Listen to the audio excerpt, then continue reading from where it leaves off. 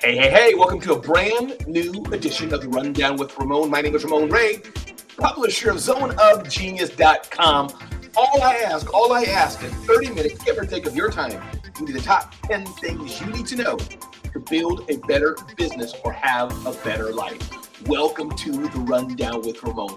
Maybe today you're not feeling so good. I hope you feel better by the end of the Rundown with Ramon. Maybe, in fact, you're feeling fantastic. I still hope you feel just a bit better by the time you're finished hearing the Rundown with Ramon. Have an amazing day. We got 10 tips, 10 fresh tips for you to help you, as I said, live your best life or grow your business. And today we're going to talk about ding, ding, ding, ding, ding, ding, ding. Number one tip is sell your company to your ideal buyer. I was reading this by my friends that they got acquired. Many people are building businesses with a desire to sell them, which is great. I've started 5 companies, sold 3 companies, authored 5 books, got fired from the United Nations, graduated from the FBI Citizens Academy.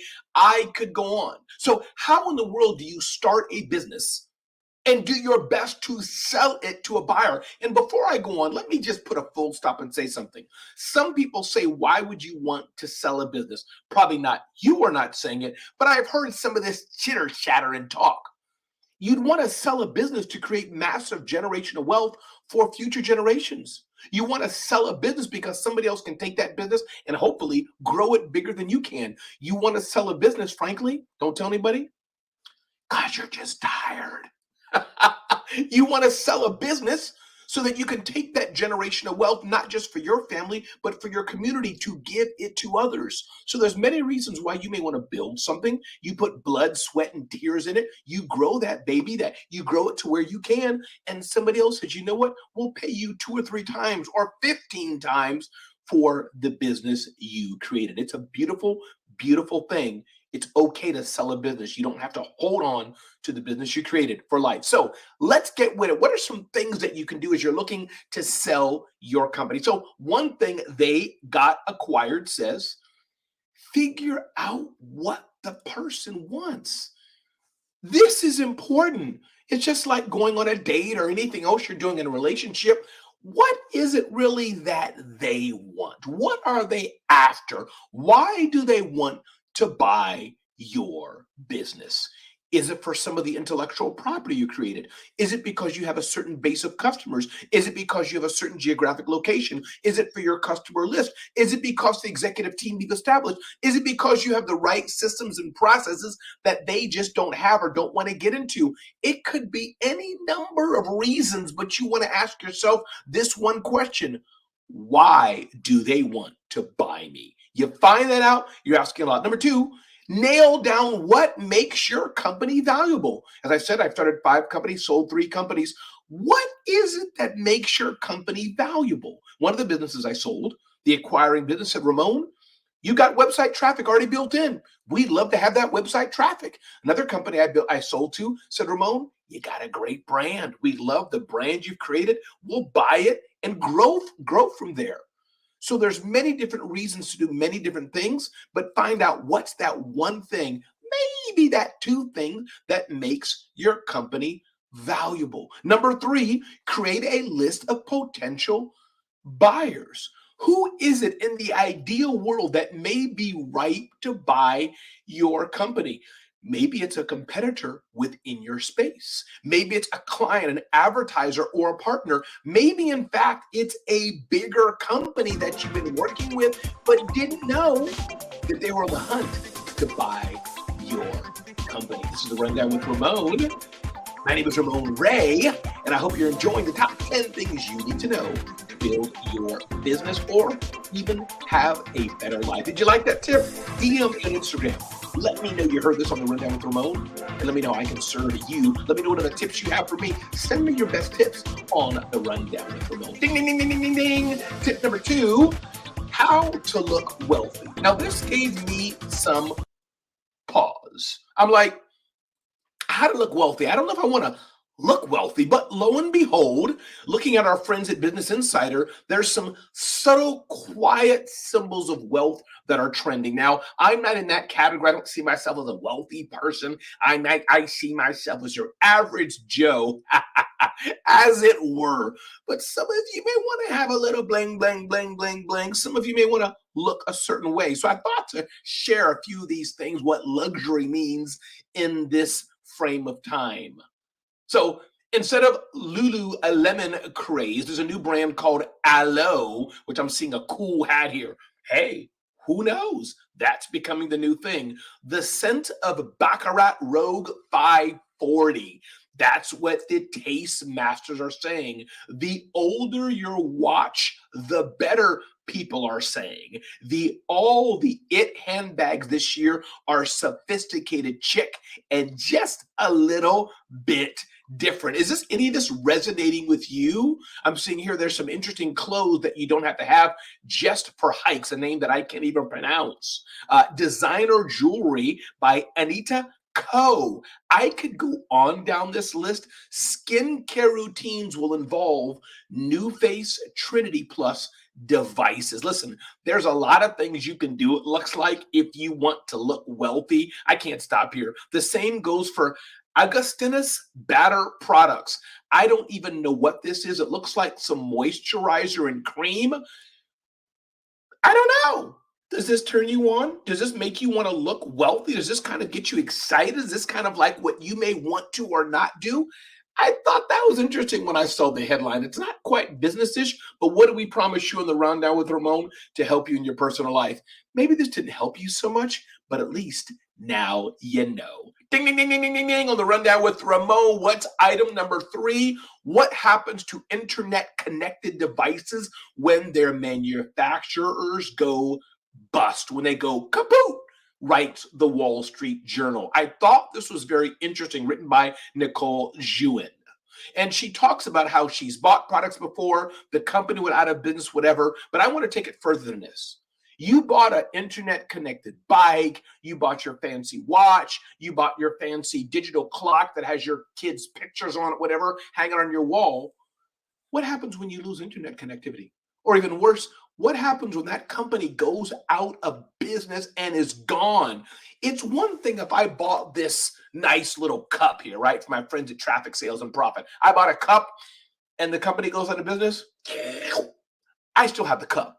But if I bought an internet connected device and the company goes out of business, they have my data. They may be controlling the device that I bought, and it has to be connected to the internet. So my question for you is as follows. Here's the question I have for you. What you gonna do about it? Not much you can do. Maybe the company went bust, but they hopefully have a backup plan and your device can still work. Maybe they gave you advance notice, or maybe even though it's not connected to the internet, it still works in some way. But I thought it was interesting thing to consider. So the next time you're thinking of buying an internet connected product, I'm not saying you shouldn't do it, but I do think it gives you some quote unquote metaphorically food for thought. That device you got that is so cool and so fancy, especially as this writer is talking about an internet connected bike. What happens when it's no longer internet connected? Now, one thing that may come to mind, maybe you can take it to a store and you can kind of redo it, MacGyver it, but that's a real issue. What to do when the company goes out of business? Does the device that you got stop working? I don't know, but I think it's something to keep in mind. Hey, this is Ramon Ray, and this is the Rundown with Ramon. All we ask is about 30 minutes of your time to give you the top 10 tips you need to build a better business or build a better life. Let me know what you think about these tips. If you have your own tips you want to submit, just DM me on Instagram, Ramon Ray Smart Hustle, and let me know you're watching the Rundown with Ramon. Ding, ding, ding, ding, ding, ding, ding, ding. Tip number 4. How you can be a full-time freelancer. Sit up close, people. This is my world, the world of freelance. Wow. I love being a freelancer, being a contractor. Now, we need people to work in full-time jobs and work for companies. We need that. But there's a beautiful ecosystem of us peoples who like the world of freelancer, who like to chart our own course, who like to kind of run things the way we want to run them. And so my question to you is, can you be a successful freelancer? How can you grow your business? I've been a freelancer for many, many years, but here's a few things that this article reads in Fast Company by Brian Hodegem, and I'll relate a few things. One, Brian says, define your niche. Define your niche.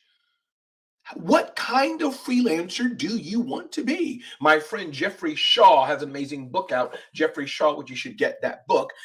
It says here, Self-Employed Life by Jeffrey Shaw. Definitely get that. Let him know I'm talking about him. Jeffrey Shaw's book, Self-Employed Life, reminds me to bring that up to you as I put that back on my shelf. But define your niche. As a freelancer, you can't serve all people all the time. It's just too much. You're not a big company. You can focus on one or two products, probably pretty very good. Pretty very good. I don't know if that made any sense. But that's number one, define your niche. Number two, share your ideas publicly. Another way to build trust with customers is to show instead of tell by consistently sharing your opinions, experiences, or recommendations related to your focus in a public forum. When you're quiet and you're trying to hide, how can you grow your business? How can you build your brand? Well, guess what? You can't. It's important that you tell the world what you're doing, that you, I would say, dare say, that you show off your expertise. Next point here, focus on your network. Listen, networking is a powerful way to grow your business, whether you're working for a large company, small company, or you're a freelancer. But the power of networking cannot be overstated. Go out to your network, and not just in your network to find your next client. No, no, no, no, no, no, no. Go out to your network to find your next partner, to find your next team member, to find your next collaborative partner who can work with you. This is how you rock the freelancing world. Go out to your network and leverage your network. Don't go alone. What does that commercial say? That farmer's commercial for like singles? It says, you don't have to be lonely on farmersonly.com. Silly commercial, but has a nice little jingle to it. So same with a freelancer. You don't have to be alone. Diversify your income. Establishing more than one source of income is how you build longevity with self-employment. Listen, my friend Phil Jones talks about, he has like tons of different types of streams of income. As a freelancer, maybe let's say you're a fashion designer. One of your streams of income can be your main plan, where you help people go inside their closet and you help them take out the old things out of the closet. Maybe that's one stream of income. Other one is you help them identify to get new clothing. Third one is maybe you specialize and help them get snazzy shoes for their wedding. See what I mean? You can have different types of income doing different types of things. Maybe you have a virtual option you have. Maybe you have an in-person. Maybe you fly somewhere. Maybe it's a kit. Many different things you can do as a freelancer to diversify your income and make a difference in your business. Building your credibility. Dory Clark mentions this, and the article quotes Dory Clark. Early in your career, it's essential to ensure that you're being taken seriously, says Dory Clark. The best way to do this is to gather as much social proof as possible. Why do you think I have RamonRay.com? Why do you think I post a lot on social media? Because I want people to know what I'm doing, and it helps to build credibility. Building credibility is very important, and many people don't take the time to build enough credibility. I encourage you to do that. Be reliable. Oh man, oh man, oh man. There's nothing worse in the world than saying you're going to do something and not doing something. Imagine I wasn't here on the rundown with Ramon with you. Imagine. That'd be horrific. But I encourage you, be reliable, be credible. Let people know they can count on you. Let them know that your word is your bond. Yes, you need to have contracts and things of this nature, but it's also very important to understand that you need to be reliable. Growing your skills. This is an interesting part of this article, and I think it's so true. If you're a freelancer, no matter what industry you're in, no matter how you're doing it, are you up-leveling your skills? Are you growing your skills? Are you taking your mental faculty, your repertoire of tools to the next level? And the way to do that is with training. Are you going on, YouTube? Are you going on Coursera? You're going on Google. You're going on Microsoft Copilot, using ChatGPT. All kind of ways that you can up level yourself, learn new skills. You're here on the Rundown with Ramon, watching it right now on this channel. Thank you. That's part of your education. So what can you do to learn? What can you do to take your skills to the next level?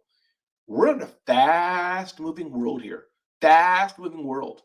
And if you're not doing all you can to take your skills, to take your business to the next level, well, I would just say, how do they say it in English? Sayonara, hasta la vista. So you have to up level and get your skills dialed in. Learn from your mistakes. You are going to make mistakes. Not a question about it. You're going to make mistakes. The question that you want to answer is, what are you going to do about it? What are you going to do about it? That's the question you want to answer.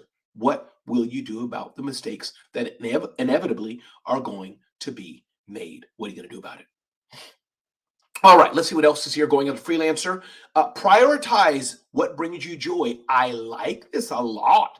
Said it in Forrest Gump style. Self-employment is not for everyone, but when you're clear on the pros and cons of freelancing, you can work mindfully to tap into the benefits of this work arrangement and minimize the downsides. Listen, you don't have to be all things to all people, but I like what this article is saying. You can prioritize and focus on what makes you happy. What is it that you want to do the most of? You don't have to be all things to all people, but you can prioritize, as we're going through some tips here of how to be a great freelancer. Don't be afraid. Listen, I'm going to say a word. If you have children around, you may want to cover their ears. Don't be afraid to say the word no. Some people hesitate to say no. They hesitate to say, no, this is not for me. They hesitate to do that. But there's nothing wrong with you saying no. No to the opportunity that is not a fit for you. In fact, practice saying it with me right now. Say it. Say it. Look at your neighbor. Look at yourself. Look at me. Look at me. Look here. Say it with me. No. Yeah. It's okay to say no to opportunities that don't fit with you. Listen, everybody. My name is Ramon Ray, and this is The Rundown with Ramon. Thanks so much for listening. Thanks for enjoying it. Thanks for being here with me as one. Tip number 4 as we go through 6 more tips to bring you the tips you need to know to build your business or build a better life. This is The Rundown with Ramon. I hope you're enjoying it. 30 minutes. Oh, yes, 30 minutes ain't much. To give you the top 10 tips you need to grow your business. All right. Ding, ding, ding, ding, ding, ding. Tip number 5, how this venture capitalist gets introductions. How many of you would like amazing introductions? Introductions are a really important part of building a growing business. And in fact, I would even not say building a growing business, of just living a great life, introducing the people who you need to do so. So this venture capitalist has a few things he does. One, identify a high power contact. If you're a startup founder and you have VCs or other investors, that's a perfect place to start. These people are literally invested in your success and should be highly motivated to do anything that can help you reach your goals. So identify high power contact. Number 2, search your contacts' LinkedIn connections. Your contact has connections. Go on LinkedIn and find their connections. Don't just you look for Bob. Go through Bob's connections and see how that can connect to you. Do you see what I'm getting here? Send the list to your high-powered contact. If you're dealing with an investor, a friend, or someone who's shown willingness to help you, you should just go ahead and email them the list along with a simple question. Who on this list would you feel comfortable reaching out to for me? This is important. Send the list to your high-powered contact. Number 4, send forwardable emails to your high-powered contact. This part of the formula is really brilliant because it makes it extremely easy for your high-powered contact to help you out. So here's the context again. You know somebody who's a high-powered person. You already know them, and you want to reach other people. If you have their email, if you have a way to connect them, just say, hey, listen, can you help me out? Do me a favor, because they want to help you already. Could you reach out to this person and help me out? This is how networking gets done. If a venture capitalist can do it, guess what? You can as well. This is written by Minda Zetlin, author of Career Self-Care, Find Your Happiness, Success, and Fulfillment at Work. Networking is important. There's an art to networking that I think not enough of us do. Moving forward, ding, ding, ding, ding, ding, embrace authentic and fulfilling joy. This is by my guy, Phil Gerbyshak, and he talks about integrating happiness, authenticity, and fulfillment. Authentic fulfillment into your life. And here's what he says, fulfilling rather. F is fulfilling, authentic fulfilling. He says this following. Listen to this. Really important. Are you sitting in? Are you close up? Listen to me carefully. Integrating happy, authentic fulfillment into daily life in personal development as a sales and process consultant, integrating the concept of happy AF into your work can transform your approach. You can integrate authentic fulfillment into leadership, says Phil Gerbyshak. When you lead with this mindset, you inspire others to find their own authentic and fulfilling paths in pursuing passions, whether it's working towards buying that pinball game or driving a Porsche. Pursuing these goals with the happy, authentic, fulfilling mindset makes the journey itself a source of joy. Are you picking up what I'm putting down? Are you picking up what I'm putting down? Phil Gerbyshak says it well. We can live the life we want. We can live fulfilling lives if we so desire and if we want to. If we want to, we don't have to stay stuck. Ding, ding, ding, ding, ding, ding, ding. Take control of your career. Interesting article in Lenny's newsletter. Speed up your career growth by following the following. Do your current job well. He calls it the magic loop. Do your current job well. Ask your boss how you can help. Do what they ask. Suggest ways to help that align with your goals and repeat. Nail your interviews with a polished appearance and genuine enthusiasm. Recovering from failure is easier than you think. Invention is the easy part.